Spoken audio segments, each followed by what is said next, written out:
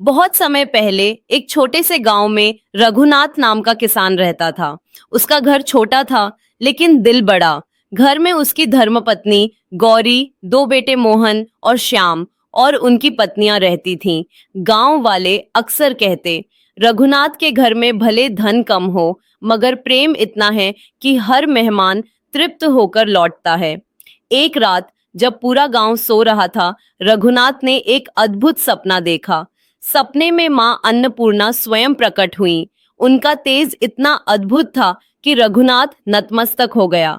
माँ बोली, रघुनाथ, अब तुम्हारे घर पर अभाव का समय आने वाला है। पूर्व जन्म के कर्मों का फल तुम्हें भोगना ही होगा। तुम्हारे घर का चूल्हा खाली रहेगा और अन्न का दाना दाना तुम्हारी परीक्षा लेगा। रघुनाथ घबराकर बोला, माँ, मैंने तो इस जन्म में सदैव सच्चाई और सेवा का मार्ग अपनाया है। क्या सचमुच मुझे यह कष्ट सहना होगा? माँ अन्नपूर्णा मुस्कुराई। हाँ पुत्र, प्रारब्ध से भागा नहीं जा सकता, परंतु एक वरदान दूंगी। यदि तुम्हारा परिवार प्रेम और धैर्य बनाए रखेगा तो अंत में अभाव तुम्हारे घर से स्वयं भाग जाएगा। इतना कहकर माँ ओझल हो गईं। रघुनाथ जागा तो उसके माथे पर पसीना था।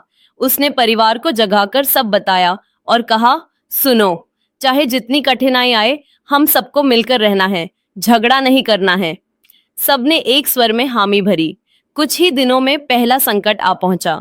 गौरी ने चूल्हे पर थोड़ी सी खिचड़ी बनाई, इतनी कम कि पूरे परिवार के लिए पर्याप्त नहीं थी। सबने देखा, कटोरियां छोटी हैं, खाना भी कम है, पर किसी ने शिकायत नहीं की। गौरी ने अपने हिस्से की कटोरी बच्चों को दे दी। बड़ी बहू ने कहा, माँ, मुझे बस एक चम्मच काफी है। छोटी बहू मुस्कुराकर बोली, माँ, आप खाइए, हमें भूख नहीं है। रघुनाथ ने भी बिना कुछ कहे वो खिचड़ी खा ली। भोजन भले कम था लेकिन संतोष सबके चेहरों पर झलक रहा था। रात को अभाव देवता स्वयं प्रकट हुए और बोले, अरे, इतने कम अन्न पर भी किसी ने झगड़ा नहीं किया। सोचा था इस घर में एक कटोरी खिचड़ी के लिए झगड़ा होगा। ये तो अनोखा परिवार है, लेकिन देखता हूँ आगे क्या होता है। इसके बाद आई दूसरी परीक्षा। कुछ दिनों बाद रसोई में सब्जी बन रही थी। गौरी ने नमक डाला और चली गई। फिर बड़ी बहू आई, उसने भी नमक डाल दिया। फिर छोटी बहू आई, उसने भी नमक डालते हुए बोला, माँ हमेशा नमक कम डालती है, आज मैं और डाल देती हूँ। रात को जब सब खाने बैठे, सबसे पहले रघुनाथ ने दाल चखी। जैसे ही पहला निवाला मुंह में गया, उसकी आंखें फटी रह गईं। दाल तो खारी से भी ज्यादा खारी थी। एक पल को उसका मन हुआ कि कुछ कहे, लेकिन तुरंत उसे माता के शब्द याद आए, धैर्य और प्रेम बना रहा तो अभाव टिक नहीं पाएगा। वो चुपचाप पूरी खारी दाल खा गया, न किसी को दोष दिया न शिकायत की। उसके बाद उसका बड़ा बेटा खाने बैठा। उसने भी दाल चखी और उसकी भौहें सिकुड़ गईं। उसने पत्नी से धीरे से पूछा, पिताजी ने खा लिया क्या? पत्नी बोली, हाँ, बिना कुछ कहे खा गए। बड़े बेटे ने सोचा, जब पिताजी ने सह लिया तो मैं भी सह लूं, और उसने भी वही खारी दाल खा ली। फिर छोटा बेटा खाना खाने बैठा। उसने भी सोचा, पिताजी और भैया दोनों ने खा लिया तो मैं क्यों कुछ बोलूं, और उसने भी चुपचाप खा लिया। आखिर में जब बहुओं ने चखा तो सबको गलती समझ आई, लेकिन किसी ने झगड़ा नहीं किया। गौरी बोली, देखो, नमक तो ज्यादा पड़ गया, लेकिन इस घर का स्वाद प्रेम से है, न कि नमक से।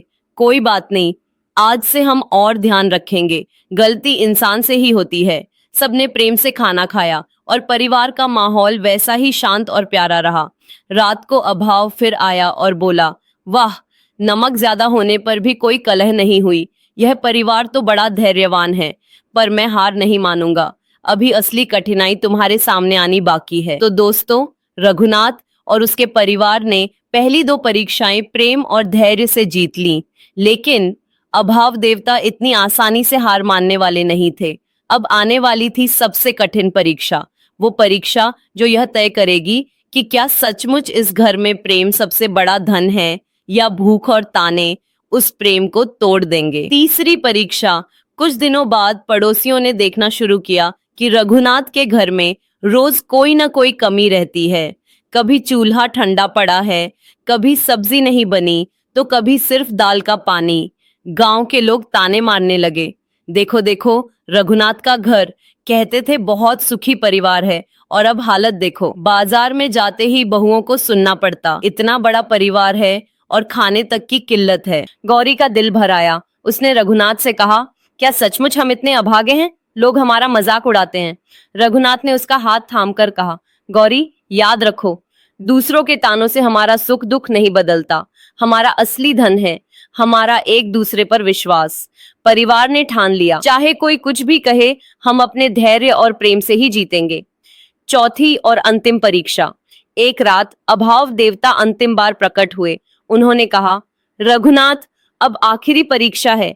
यदि तुम इसमें असफल हुए तो तुम्हारा परिवार हमेशा के लिए मेरे वश में रहेगा। सुबह जब सब उठे तो घर में केवल एक कटोरी दूध रखा था।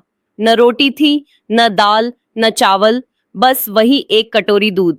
सबकी आंखों में प्रश्न था, इतने बड़े परिवार में यह एक कटोरी दूध कौन पिएगा? बड़े बेटे ने कहा, पिताजी पिएंगे, वो दिन भर खेत में मेहनत करते हैं। छोटा बेटा बोला, नहीं, माँ पिएंगी, वो हम सबके लिए भूखी रहती हैं।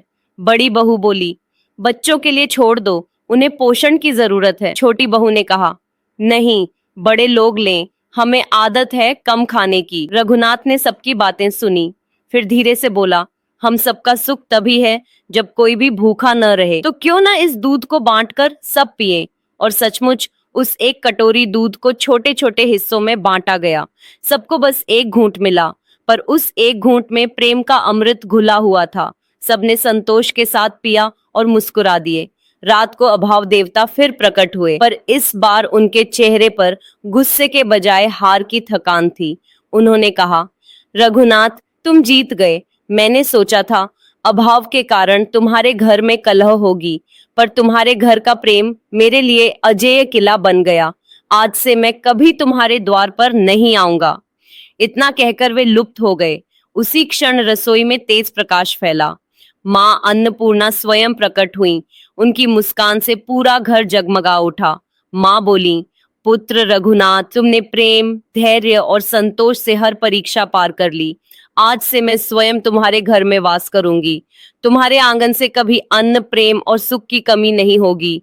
जैसे ही माँ ने आशीर्वाद दिया, अचानक आंगन में अन्न के बर्तन भर गए, रसोई में सुगंधित व्यंजन बनने लगे और घर हंसी से गूंज उठा। दोस्तों, यह कहानी हमें यही सिखाती है कि सच्चा धन सोना चांदी नहीं होता, बल्कि परिवार का प्रेम और धैर्य ही सबसे बड़ा खजाना है। जब तक घर में आपसी सम्मान और संतोष है, तब तक कोई अभाव हमें हरा नहीं सकता। दोस्तों, आपको ये कहानी कैसी लगी मुझे कमेंट बॉक्स में जरूर बताएं। आगे भी इसी तरह अच्छी और रोमांचक कहानियां सुनने के लिए मेरे चैनल को सब्सक्राइब करें और नोटिफिकेशन बेल को भी जरूर दबाएं। धन्यवाद।